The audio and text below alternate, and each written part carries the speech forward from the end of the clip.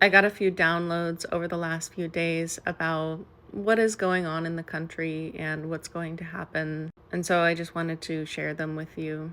I'm going to split up this information. This video is going to be about what's happening now and how to make sense of it. And then the second video is going to be about what the revolution will look like and like the best ways to engage with the revolution. A follower had reached out to me and said, "Is it looking like you thought it was going to look? It looks a lot more white supremacist than we all thought it was going to." And I would say it's about the level of white supremacy that I was expecting. This is an ideology that our country was founded on.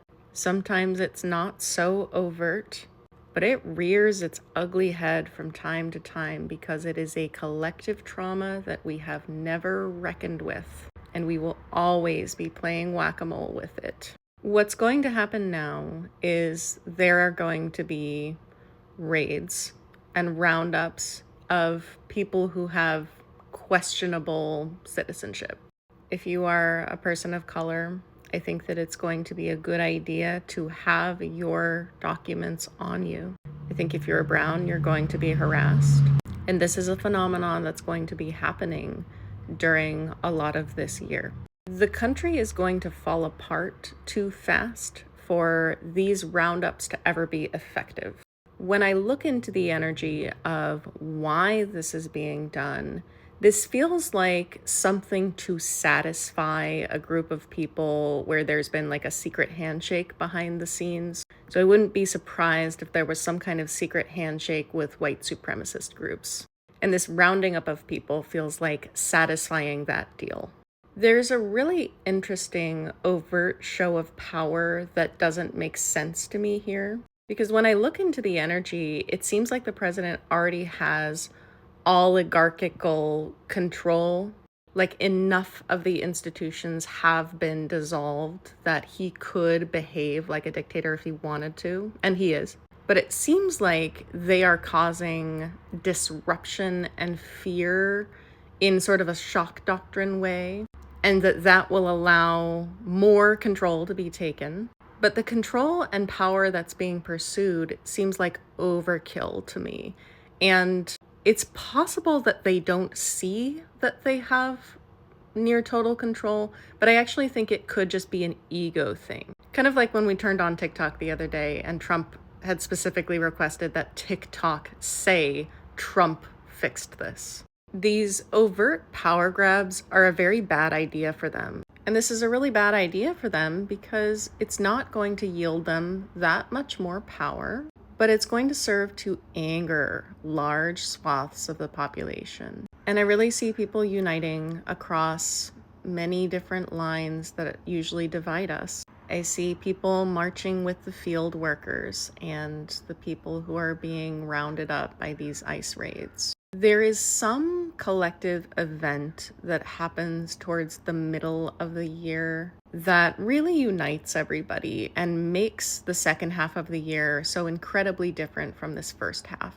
And I can't tell if it is just economic destruction done by the tariffs that are going to be put in place and like economic calamity, or if it's something like a pandemic that we had in 2020. It feels very much like pandemic vibes, and we know that there is a potential virus out there running itself through dairy cows right now.